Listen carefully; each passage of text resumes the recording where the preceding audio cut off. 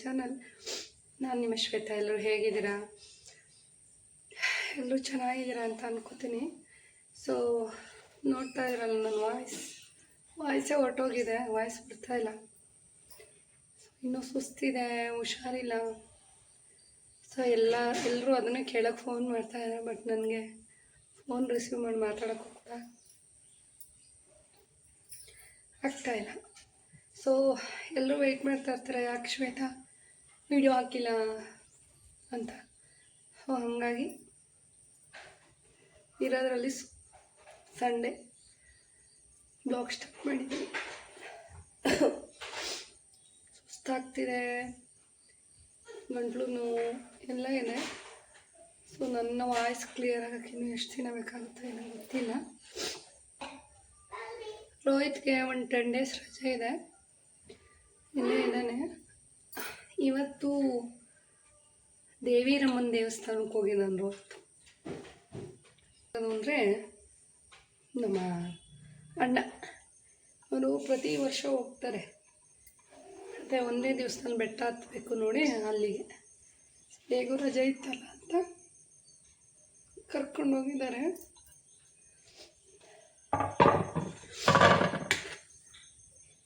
ವರ್ಷಕ್ಕೊಂದೇ ಸಲ ಬಾಗಿಲು ತೆಗೆಯೋದು ಅಂತೆಲ್ಲ ಏನೋ ಹೇಳ್ತಾರೆ ನೋಡಿ, ಅಲ್ಲಿಗೆ ಹೋಗಿ ನಾನು ರೋಹಿತ್.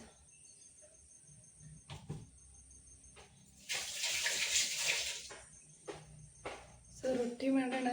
ಏನು ಬಾಯಿಗೆ ತಿನ್ನೋಕ್ಕಾಗ್ತಾಯಿಲ್ಲ, ಬಾಯೆಲ್ಲ ತುಂಬ ವಿಷ. ಸೊ ರೊಟ್ಟಿ ಏನಾದರೂ ಮಾಡೋಣ ಅಂತ ರೆಡಿ ಮಾಡಿದ್ದೀನಿ. ಸಂಡೇ ಇವತ್ತು. ಆ್ಯಕ್ಚುಲಾಗಿ ಈ ಸಲ ದೀಪಾವಳಿ ಏನು ಅಂತ ಏನು ಸೆಲೆಬ್ರೇಟ್ ಮಾಡ್ತಾ ಇಲ್ಲ. ಯಾಕೆಂದರೆ ನೋಡಿದಿರಲ್ಲ, ನಾನೇ ಮಲಗಿಬಿಟ್ಟಿದ್ದೀನಿ ಮೇನ್ ಪಿಲ್ಲರು. ಸೊ ಧನಲಕ್ಷ್ಮಿ ಪೂಜೆ ಮಾಡಬೇಕಿತ್ತು, ಜಸ್ಟು ಲಕ್ಷ್ಮೀ ಪೂಜೆ ಮಾಡ್ತೀನಿ ಅಷ್ಟೇ. ಸೀರೆ ಎಲ್ಲ ತಂದಿಟ್ಟಿದ್ದೀನೆಲ್ಲ ಮಾಡೋಣ ಅಂತ ಅಂದ್ಕೊಂಡಿದ್ದೀನಿ. ನೋಡೋಣ, ನಾಳೆ ಸಂಜೆ ಮಾಡೋಣ ಅಂತ ಅಂದ್ಕೊಂಡಿದ್ದೀನಿ. ಸೊ ಒಬ್ಬಟ್ಟು ಇದೆಲ್ಲ ಮಾಡಬೇಕು ಅಂತ ಅಂದ್ಕೊಂಡಿದ್ದೆ, ಬಟ್ ಆಗಲ್ಲ, ಮಾಡೋಕ್ಕೆ ಹುಷಾರಿಲ್ಲ ನೋಡಿ. ಏನಾದ್ರು ಸ್ವೀಟ್ ಹಬ್ಬ ಅಂತ ಏನಾದ್ರು ಮಾಡಿಬಿಟ್ಟು ಸ್ವೀಟ್ ಮಾಡಿ ವಾರ ಥರ ಮಾಡಿ ಧನಲಕ್ಷ್ಮಿ ಪೂಜೆ ನಾಳೆ ಮುಗಿಸೋಣ ಅಂದ್ಕೊಂಡಿದ್ದೀನಿ. ಟೈಮು ಧನಲಕ್ಷ್ಮಿ ಪೂಜೆಗೆ 7:45 ಸಂಜೆ 8:30ವರೆಗೂ ತುಂಬ ಚೆನ್ನಾಗಿದೆ. ಸೊ ನಾಳೆನೇ ಅಮಾವಾಸ್ಯೆ ಸ್ಟಾರ್ಟ್ ಆಗುತ್ತೆ 3:30 3:45 ಏನು ಅಮಾವಾಸ್ಯೆ ಸೋಮವಾರನೇ ಶುರು ಆಗ್ತಾಯಿದೆ. ಹಾಗಾಗಿ ಮಾಡೋ ಅಂಥವ್ರು ಸೋಮವಾರನೇ ಮಾಡ್ಬೋದು, ಇಲ್ಲ ಮಂಗಳವಾರ ಮಾಡ್ತೀನಿ ಅಂತಂದರೆ ನಿಮ್ಗೆ ಸಂಜೆ 5ರಿಂದ 5:30 ಸಿಗಲ್ಲ, ಅಮಾವಾಸ್ಯೆ ಮುಗ್ದೋಗಿರುತ್ತೆ. ಸೊ ಬೆಳಗಿನ ಜಾವ 5ರಿಂದ 5:30 ಮಾಡ್ಬೋದು.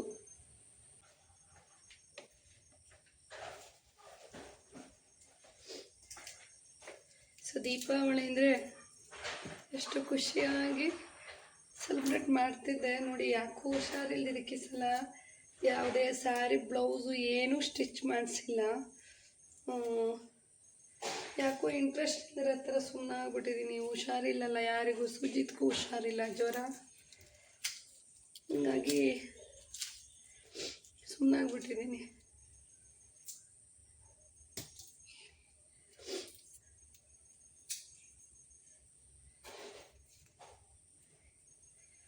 ಲಕ್ಷ್ಮೀ ಪೂಜೆ ಮಾಡಬೇಕು, ನಾಳೆ ಮಾಡೋದು.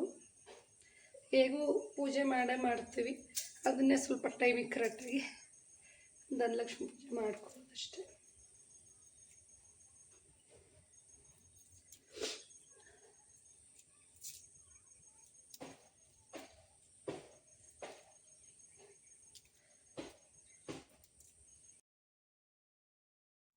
ಈ ವರ್ಷನೇ ಅನಿಸುತ್ತೆ ತುಂಬ ಹುಷಾರು ತಪ್ಪಿ ದೀಪಾವಳಿ ಸೆಲೆಬ್ರೇಟೇ ಮಾಡೋಕ್ಕಾಗ್ತಾಯಿಲ್ಲ ಅಂತ ಅನ್ನಿಸ್ತಾ ಇರೋದು.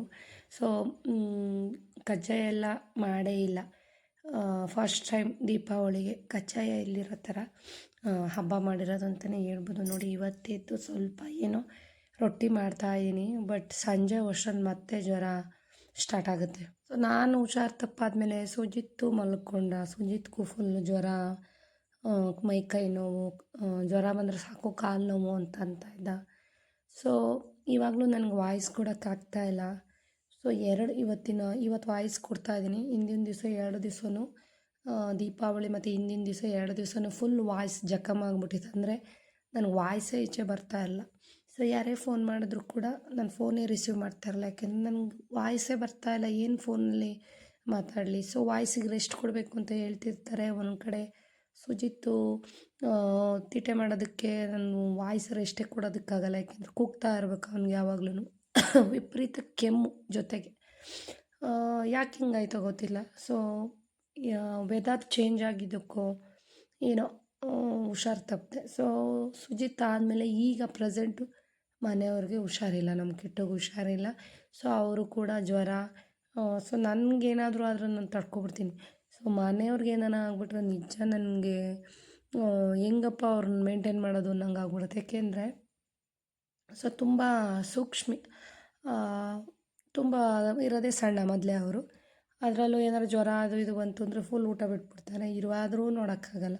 ಸೊ ನಮ್ಮ ಮನೇಲಿ ಎಲ್ಲರೂ ಸಣ್ಣನೇ, ನೋಡಿದ್ದೀರ ನಮ್ಮ ರೋಹಿತ್ತು ಮನೆಯವರು ಎಲ್ಲ ಹಾಗೇನೆ ಸಣ್ಣನೇ. ಸೊ ಹೆದ್ರ್ಕೊಂಬಿಡ್ಬೇಡಿ ನನ್ನ ವಾಯ್ಸ್ ಕೇಳಿಸ್ಕೊಂಡು ಇದೇನಪ್ಪ ಹಿಂಗಾಗಿದೆ ಅವ್ರ ವಾಯ್ಸು ಅಂತ.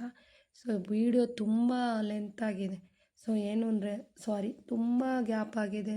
1 ವಾರನೇ ಆಯಿತು ನಾನು ಮಂಗಳವಾರ ಮಲಗಿರೋದು ಜ್ವರ ಬಂದು. ಸೊ ವಾಯ್ಸ್ ಇನ್ನೂ ಸರಿ ಹೋಗಿಲ್ಲ. ಜ್ವರ ಏನಿಲ್ಲ, ಬಟ್ ಸುಸ್ತಾಗುತ್ತೆ, ತುಂಬ ಕೆಲಸ ಮಾಡೋಕ್ಕಾಗಲ್ಲ. ಒಂದು ವಾಯ್ಸು ಜಖಮ್ ಆಗಿಬಿಟ್ಟಿದೆ, ವಾಯ್ಸೇ ಬರ್ತಾಯಿಲ್ಲ.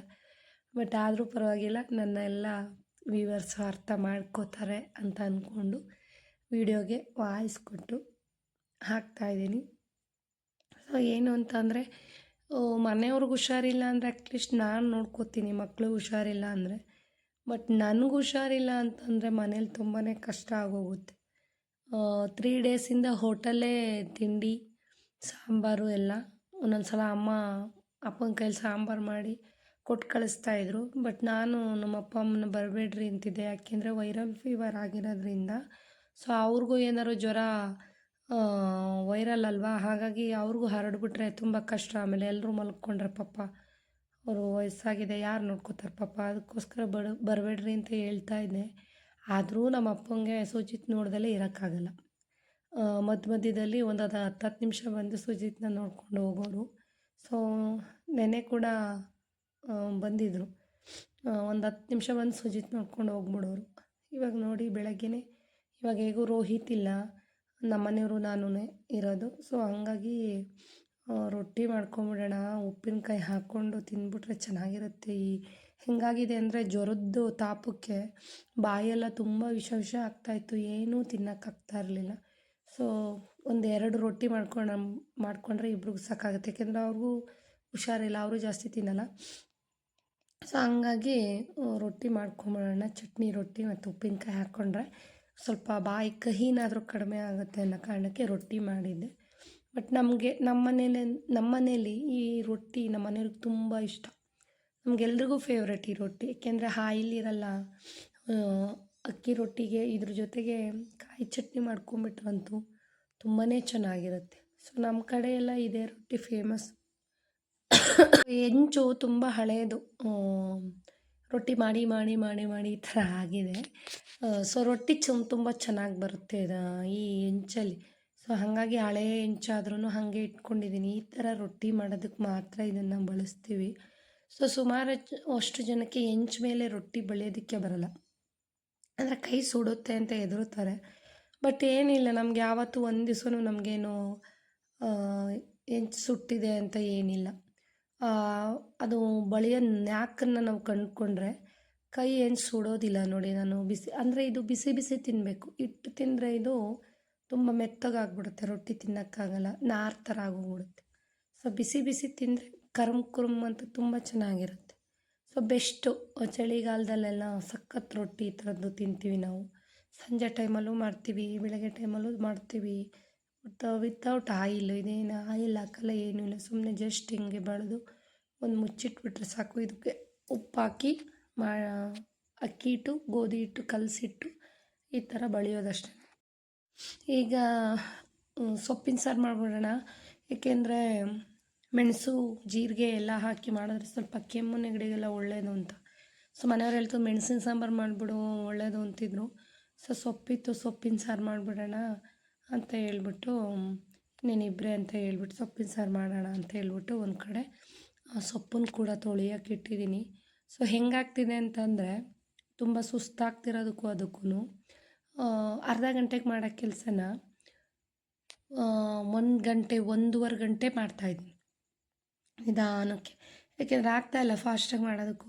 ಸೊ ಎಂಥ ಎನರ್ಜಿ ಇತ್ತು ನನಗೆ ಅಂದರೆ, 7 ಗಂಟೆ ಅಷ್ಟರಲ್ಲಿ ತಿಂಡಿ ಎಲ್ಲ ರೆಡಿ ಮಾಡಿ, ಸಾಂಬಾರ್ಗೆ ಆಲ್ಮೋಸ್ಟ್ ಎಲ್ಲ ರೆಡಿ ಮಾಡಿಟ್ಟು, ಎಲ್ಲನೂ ರೆಡಿ ಮಾಡಿ 7 ಗಂಟೆಗೆ ವರ್ಕೌಟ್ ಸ್ಟಾರ್ಟ್ ಮಾಡಿಬಿಡ್ತಿದ್ದೆ.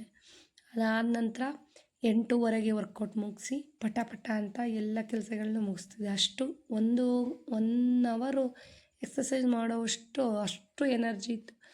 ಈಗ ಯಾಕೋ ಹುಷಾರು ತಪ್ಪಿದಾಗಿಂದ ಖಂಡಿತ ಆಗ್ತಾಯಿಲ್ಲ. ಸೊ ಇನ್ನೂ ಬಹಳಷ್ಟು ಟೈಮ್ ತೊಗೊಳುತ್ತೆ ಅಂತ ಅನ್ಕೋತೀನಿ. ತೊಂದರೆ ಇಲ್ಲ, ಫಸ್ಟು ಆರೋಗ್ಯನ ನೋಡ್ಕೊಳ್ಳೋಣ. ನೋಡಿದ್ರಲ್ಲ, ಸೊಪ್ಪಿನ ಸಾರು ಮುದ್ದೆ ಮಾಡಿಕೊಂಡು ಮನೆಯವರು ನಾನು ಊಟ ಮಾಡಿದ್ವಿ.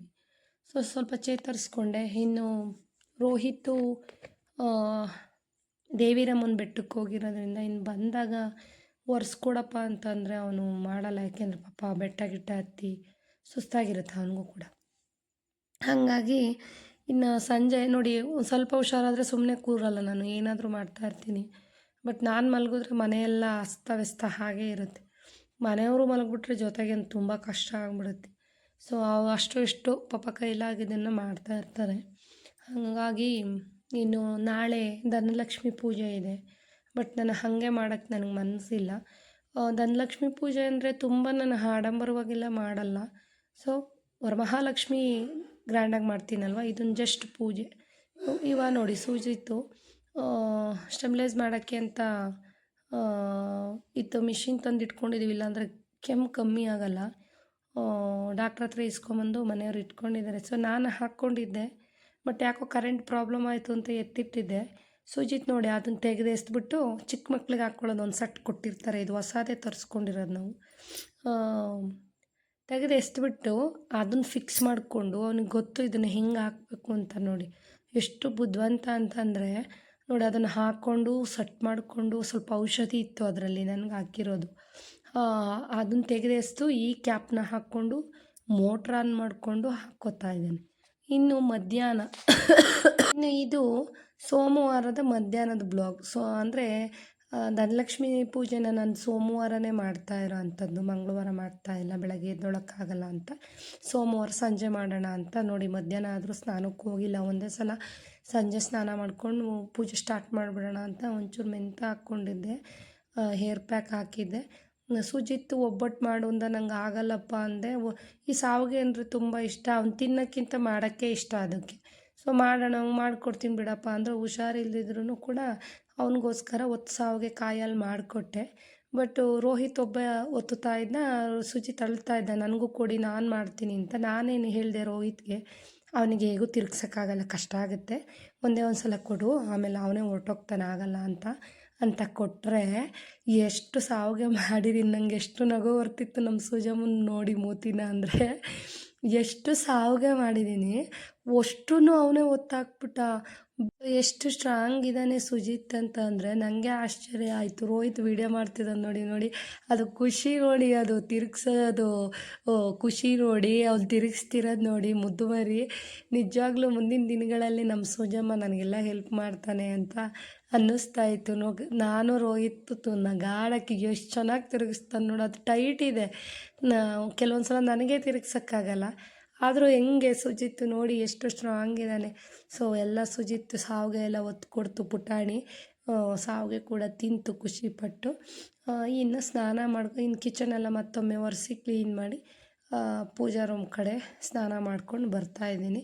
ಸೊ ಆಲ್ಮೋಸ್ಟ್ ರೆಡಿ ಆಗಿದೆ. ಹೇಳಿದ್ನಲ್ಲ, ನಾನು ತುಂಬ ಆಡಂಬರವಾಗಿ ಧನಲಕ್ಷ್ಮಿ ಪೂಜೆ ಮಾಡಲ್ಲ. ಜಸ್ಟ್ ಪೂಜೆ, ಫಲತಾಂಬೂಲ ಇಟ್ಟು ಪೂಜೆ ಮಾಡೋ ಅಂಥದ್ದು. ಬಟ್ ವರಮಹಾಲಕ್ಷ್ಮಿಲೂ ಮಾಡ್ತೀನಿ, ಇವಾಗೂ ಮಾಡ್ತೀನಿ. ಪ್ರತಿನಿತ್ಯ ಮಾಡಿದ್ರೂ ಲಕ್ಷ್ಮೀ ಪೂಜೆ ತೊಂದರೆ ಏನಿಲ್ಲ ಅಲ್ಲ. ಸೊ ಯಾವಾಗಲೂ ಕೂಡ ಮಾಡ್ಬೋದು.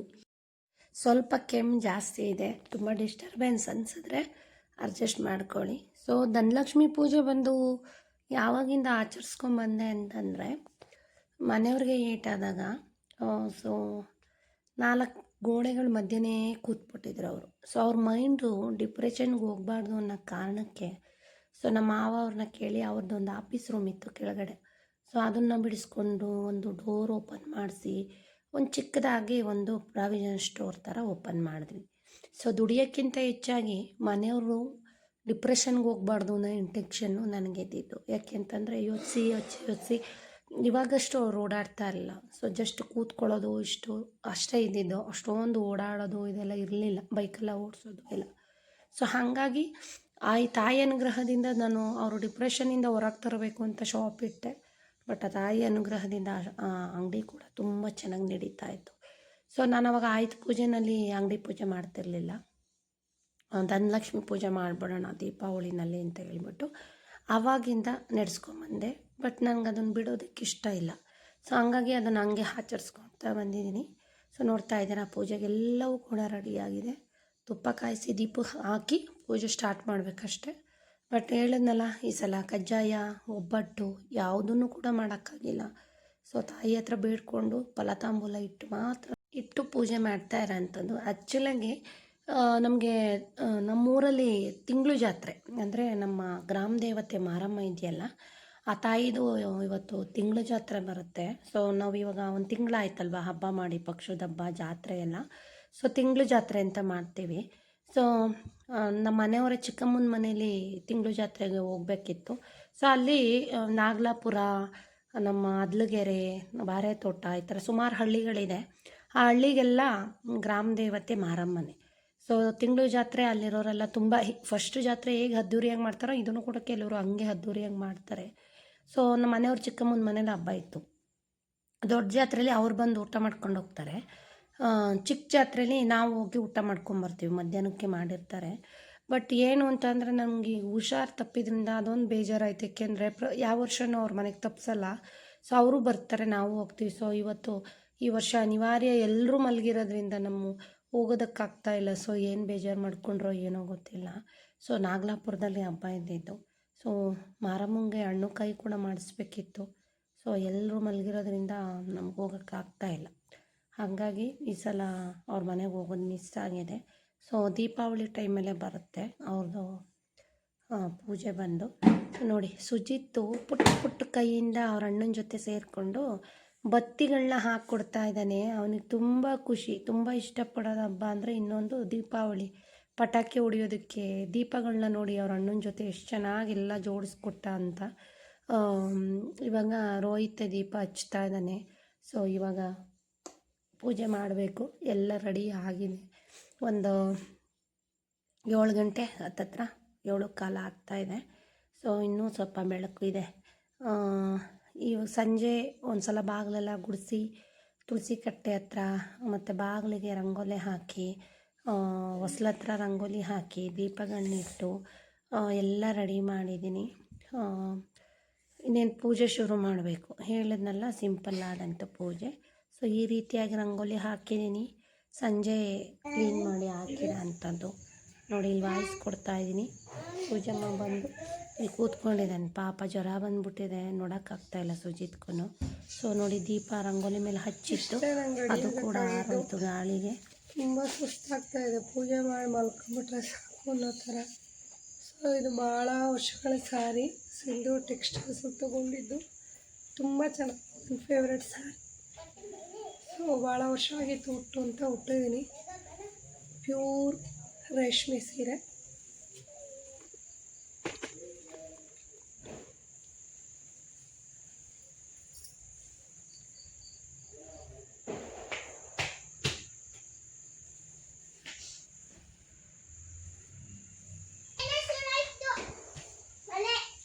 ಮಳೆ ಶುರು, ಯಾವ ದೀಪಾವಳಿ ಸೆಲೆಬ್ರೇಟ್ ಮಾಡೋದು. ಸೊ ನನಗಂತೂ ಐ ಥಿಂಕ್ ಹೋದ ವರ್ಷ ನನಗೆ ದೀಪಾವಳಿನಲ್ಲಿ ಹುಷಾರಿಲ್ಲ ಅನಿಸುತ್ತೆ. ಸೊ ನನಗೀಗ ಸೆಲೆಬ್ರೇಟ್ ಮಾಡ್ಕೊಳಕ್ಕೆ ಆಗ್ತಾಯಿಲ್ಲ. ದೇವ್ರ ದೀಪ ಹಚ್ಚಬೇಕು.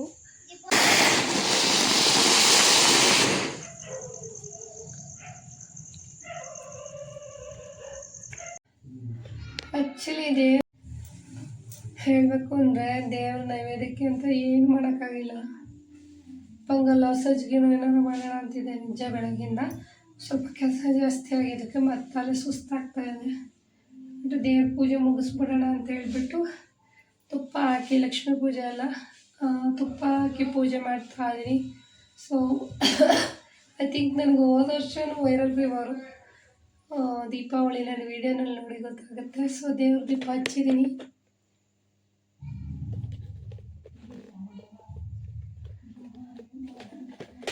ಲಕ್ಷ್ಮೀ ಪೂಜೆ ಅಂತ ರೇಷ್ಮೆ ಸೀರೆ ಉಟ್ಕೊಂಡೆ.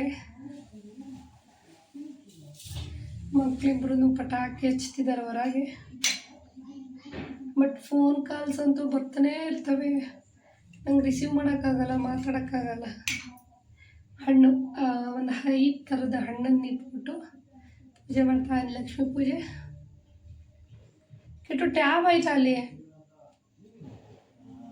ಟ್ಯಾಬ್ ಸೂಜು ಕರಿ ಸೂಜಮ್ಮ.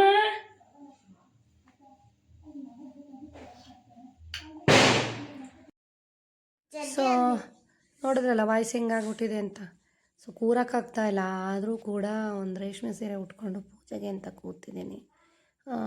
ಬಹಳ ವರ್ಷಗಳೇ ಆಯಿತು ಅನಿಸುತ್ತೆ ಈ ಸ್ಯಾರಿ ತೊಗೊಂಡು. ಅಂದರೆ ನಂಗೆ ತುಂಬ ಇಷ್ಟ ಈ ಸ್ಯಾರಿ. ಜಾಸ್ತಿ ಉಡಲ್ಲ ನಾನು. ತುಂಬ ಫೇವ್ರೆಟ್ ಆದಂಥ ಸ್ಯಾರಿಗಳನ್ನೆಲ್ಲ ತುಂಬ ಜೋಪಾನವಾಗಿ ಇಟ್ಟಿರ್ತೀನಿ. ಬಟ್ ಇದು ಸಿಂಧೂರಲ್ಲಿ ತೊಗೊಂಡಿದ್ದು. ಆವಾಗ ನಾನು ಚೀಟಿ ಹಾಕ್ತಿದ್ದೆ ರೇಷ್ಮೆ ಸೀರೆಗೆ ಅಂತಲೇ ವರಮಹಾಲಕ್ಷ್ಮಿ ಹಬ್ಬಕ್ಕೆ ಚೀಟಿ ಹಾಕ್ತಿದ್ದೆ. ಸೊ ಪ್ರತಿ ವರ್ಷ ಅಲ್ಲಿ ಹೇಗಿತ್ತು ಅಂತಂದರೆ ಶ್ರಾವಣ ಮಾಸ ಇನ್ನೇನು ಹತ್ತತ್ರ ಬಂತು, ಆಷಾಢ ಮಾಸದಲ್ಲಿ ಆಫರ್ ಹಾಕೋರು. ಅಂದರೆ 10,000 ಸ್ಯಾರಿ 5,000, 15,000 ಆಫ್ ರೇಟು ಈ ಥರ ಎಲ್ಲ ಹಾಕಿರೋರು. ಸೊ ಒಳ್ಳೊಳ್ಳೆ ಸ್ಯಾರಿ ಸಿಗ್ತಾಯಿತ್ತು. ಬಟ್ ನಾನು ಚೀಟಿ ಕಟ್ತಾ ಇದ್ನಲ್ಲ, ಆವಾಗೆಲ್ಲ ಒಂದಷ್ಟು ಸ್ಯಾರಿಗಳನ್ನ ಈ ರೀತಿಯಾಗಿ ತೆಗೆದಿಟ್ಕೊಂಡಿದ್ದೆ. ಅದನ್ನೇ ವೇರ್ ಮಾಡಿದ್ದೀನಿ. ಸೊ ಇದರಲ್ಲಿದ್ದಂಥ ಬ್ಲೌಸ್ ಒಂದು ಗ್ರೀನ್ ಕಲರ್ ಇತ್ತು. ಸೊ ಅದು ಹಾಳಾಯಿತು, ಯಾಕೋ ಗೊತ್ತಿಲ್ಲ ಹಾಳಾಯಿತು. ಅದಕ್ಕೋಸ್ಕರ ಇದು ಬೇರೆದು ಸ್ಟಿಚ್ ಮಾಡಿಸ್ಕೊಂಡಿದ್ದೀನಿ. ರೇರ್ ಅಲ್ವಾ ಉಡೋದು, ಬಟ್ ರೇರ್ ಕಾಂಬಿನೇಷನ್ ತುಂಬ ಜನ ಇಷ್ಟಪಡ್ತಾರೆ.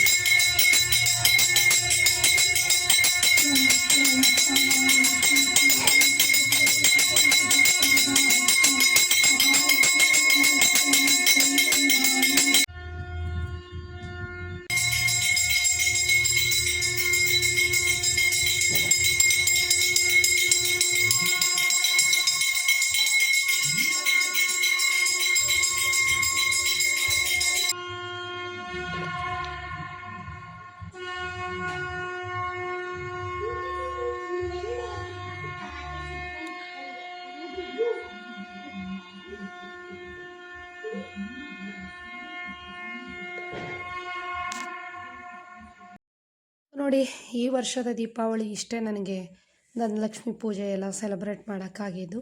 ಸೊ ಇವತ್ತಿನ ಬ್ಲಾಗ್ ಇಷ್ಟ ಆಗಿದೆ ಅಂತ ಭಾವಿಸ್ತೀನಿ. ಗೊತ್ತಲ್ಲ, ಬ್ಲಾಗ್ ಇಷ್ಟ ಆದರೆ ಲೈಕ್ ಮಾಡಿ. ಇನ್ನು ಯಾರೆಲ್ಲ ಚಾನಲ್ಗೆ ಸಬ್ಸ್ಕ್ರೈಬ್ ಮಾಡ್ದಿರೋ ವೀಡಿಯೋಸ್ನ ನೋಡ್ತಾ ಇದ್ದೀರಾ, ದಯವಿಟ್ಟು ಚಾನಲ್ಗೆ ಸಬ್ಸ್ಕ್ರೈಬ್ ಮಾಡಿ. ಮುಂದಿನ ಬ್ಲಾಗಲ್ಲಿ ಸಿಗ್ತೀನಿ. Thank you.